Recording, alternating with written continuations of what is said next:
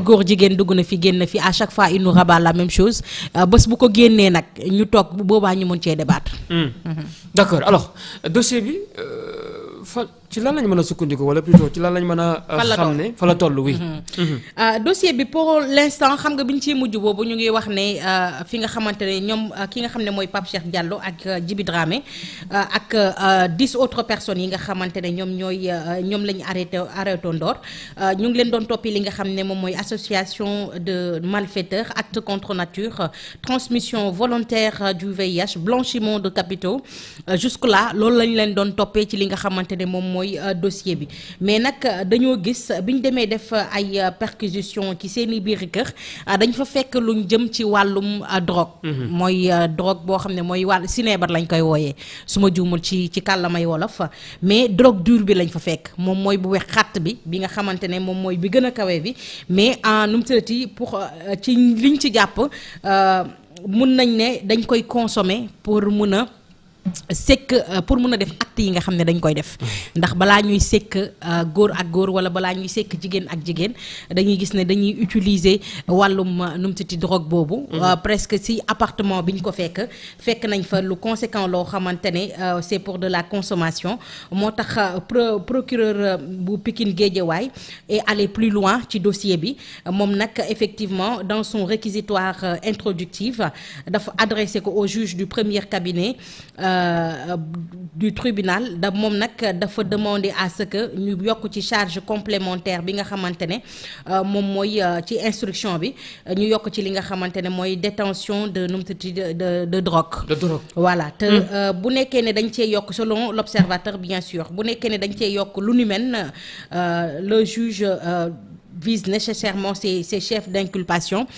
buñ ko ci yokkee ci biir instruction bi mun na changer li nga xamante ne moom mooy cours dossier bi parce que déjà quand on parle de drogue on n'est plus dans des infractions délictuelles là on part sur des infractions criminalisées et que nu mu tuddati les infractions délictuelles et des dossiers criminalisés ak des infractions criminalisées bokkuñu niñ leen nga xam ne moom lañu leen traité au niveau de la loi. Par exemple maa ngi la doon wax comme c'est des délits délictuels li leen doon toppee yépp instruction bi mënul romb li nga xamante ne moom mooy 6 mois. te nag bu dee nag instruction bi dossier bi corsé nañ ko ba criminaliser ko ci li nga xamante ne mooy information judiciaire bi boobu dootul amati àpp mun nañ toog ba heure bu leen neex ba nu mu tëddee enquête yi dajaloo ba wéyandi. ñu leen di doog di juger mais pour l'instant amaguñu source yu leer ne dossier bi criminaliser nañ ko. Parce que liñ jot a jàpp ci ay drogue c'est à usage d'utilisation la bokkut ak usage de trafic. léegi nag ci dossier bi demandé na le procureur demandé na au juge d'instruction pour ñu def nu mu tëddati ouvrir benn information judiciaire contre X. pour li nga xamante ne moom mooy détention de drogue boobu ndax kuy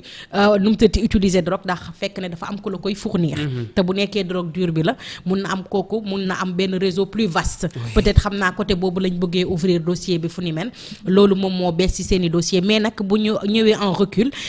parce que tey dama am source boo xamante ne waxtaan naa see ak moom. Il paraît que tey dossier bi boo gisee mu yegg si fii mu yegg si c'est juste que dossier boo xamante ne la woon kenn lañ ci jàpp. diggante Diamniadio Kër Massar la waroon a yem mais bii ko booy bi dañ koo jàpp mu xam ne moom amul nu mu tërati benn wéeruwaay ci la ci dugal ki nga xam ne moom mooy Djiby Dramé. moom jàkkaaroon na ne bu Djiby Dramé ñëwee ak influence bi nga xam ne am na ko. mun na nu mu tërati tëmbal dossier bi ba nga xamante ne nu mu tërati dossier bi du dem fenn kooku tamit bi mu ñëwee mu indi Pape Cheikh Diallo mooy tête bi gën a mag. pour kooku boo am yaakaar ne tam kooku mun na tëmbal li nga xam ne moom mooy dossier bi looloo war a mun a tax dossier bi daal di yaatu gi ba dugal ci ay célébrités mais au départ ce sont des personnes inconnues lañ jàppoon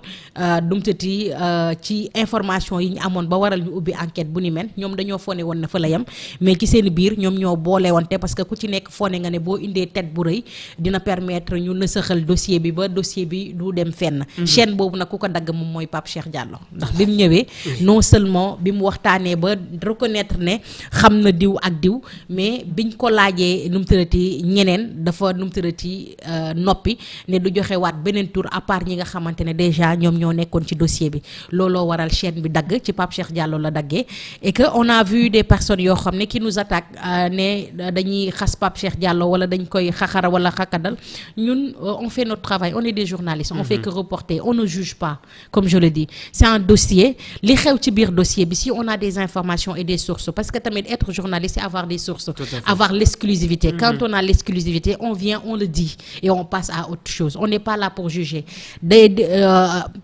Le lundi, sur mes propos, je t'avais même dit que ces personnes-là, ce sont des victimes. Parce que d'habitude, ce sont des personnes yoo xamante ne ci tout tànk lañ leen di sàkku ñu am habitude sale habitude boobu ba màggee ko ba lii tey nu mu tëdd jëy yooyu daal di dal seen kaw ba ñu nekk genre personnes yi kon man je suis pas là pour juger, c'est des informations qu'on a, on donne ces informations-là parce que c'est notre travail. Et que après le travail, quand je rentre à la maison, ce que je pense de Pape Cheikh, je le garde. Et quand je suis à la maison, peut-être je peux en discuter avec la famille, mais du question plateau la ñuy toog di yàq deram wala leneen ak leneen. Notre vie nu mu tëdd suñu vie rek doy nañu sëkk. C'est juste qu'on donne l'information, la stricte information bi nga xam ne moom moo am et puis on passe à autre chose. Très bien. Ci ban moment wala ci procédure bi ci lañ mën a dem ci kër gi pour mën a xool yenn ci ay jumtukaay pour mën a xóotal enquête bi. waaw loolu la ñuy wooyee perquisition. Oui. Tey boo jàppee nit bëgg a nu mu tëdd xóotal sa enquête wala am plus de preuves. Tu peux fouiller son téléphone portable. Après le téléphone tu peux aller chez lui pour xool li nga xamante ne moom mooy yeneen appareil yi nga xamante ne am na ko wala ci biir kër gi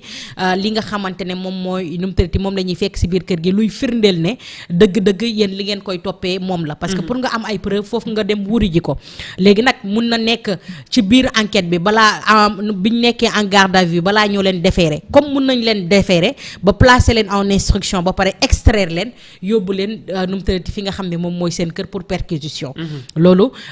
ça peut être au moment de nu mu tëddati avant fi nga xam ne arrestation bi am na mun na nekk tamit au-delà de l'arrestation après biñ leen déférer ba pare wala après sax ñu placer leen si nga xamante ne moom mooy instruction. Loolu la ñuy bàyyi nit mu dellu fi nga xamante ne moom mooy revenir sur les faits au fait delluwaat fi nga xam ne moom mooy seen kër yi pour mën a am plus de preuves. Très bien laataa ñu ñëw ci Viviane ndax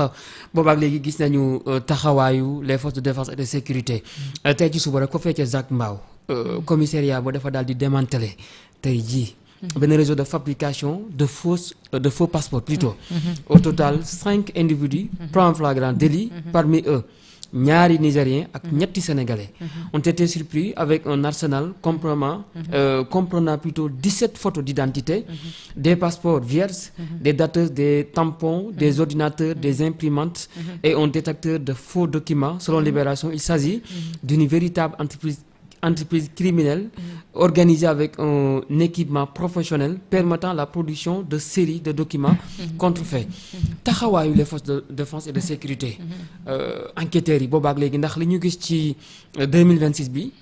dëgg yàlla gëj nañ koo gis quand même. Man de oui ak itam defe naa bi ma commencé couvrir li nga xamante ne moom mooy lépp lu jëm ci wàllum justice. Je pense que c'est la première fois ma gis vague d'arrestation yu mel nii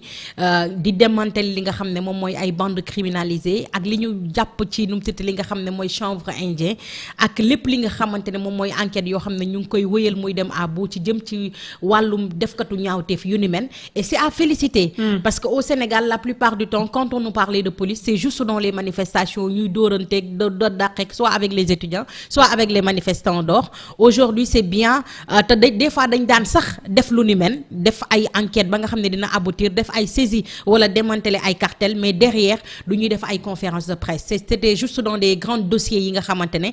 dafay concerner ay célébrités ci lañ daan génn des fois le procureur dellu si sur li nga xamante ne moom mooy enquête bi mais tey bu ñu amee nga xamante ne juste démanteler des réseaux juste nu mu tërati jàpp ay bandes organisées juste nu mu tërati jàpp li nga xamante ne mooy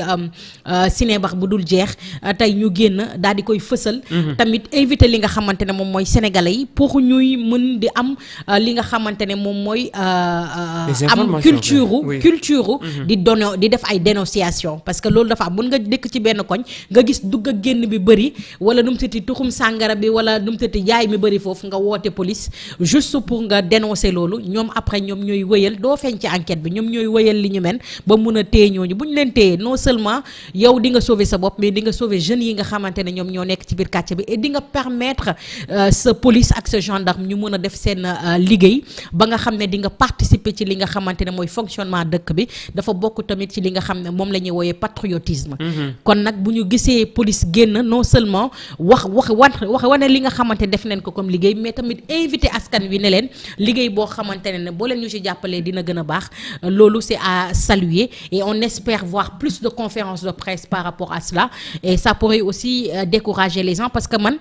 c'est ces dernières années là la ñuy gis tey nga gis en pleine nuit nga gis nit ñi yor seen i jaas ñëw di dajji ay magasin nit wala à 22h Touba gis nañ ko balaa sax ñuy tëj nga dugg ci magasin nit ñaa nga fa nga leen di jaasi par force pour jël seen alal wala en pleine journée xewoon na Mbour ngay téere ay bal ndax nu mu tërati pour mën a agresser nit en pleine rue loolu dafa doy waar c'est des choses qu'on ne voyait pas au fait quand on était nous à notre enfance on ne voyait pas cela en étant adulte ñu gis ko ñun après on a peur pour nos enfants après fan lañ jëm léegi nag liggéeyu police buy demee nii dañuy gis ne corruption wàññeeku na lu bëri la mainmise bi nga xam ne des fois moo nekkoon ci certains dossiers ba nga xam ne tout le temps dañuy bàyyi mu tëmb gis nañ ne cette mainmise là mu ngi disparaître peu à peu et c'est ce qu'on attend aujourd'hui de la police et c'est à féliciter moi je les félicite et les encourage et que j'invite tous les Sénégalais aujourd'hui à pouvoir être nu mu tudd jouer ce rôle là mën a jàppale police mu gën a def liggéeyam. Très bien amuñu occasion waxtaan ci la mort de l'étudiant Ablaye Ba. Sa famille génn nañu def conférence de presse oui première impression. ba nga gisee famille bi génn def conférence de presse ginnaaw ñàkk seen doom di Ablaye Ba ak itam li autopsie bi daal di xamle jëm ci mbir mi quand même. Bah l'autopsie moi je l'ai pas lu hein. Ouais. Non, j'ai pas lu l'autopsie. Bah, je vais si tu pouvais lire l'autopsie, je l'ai pas lu mais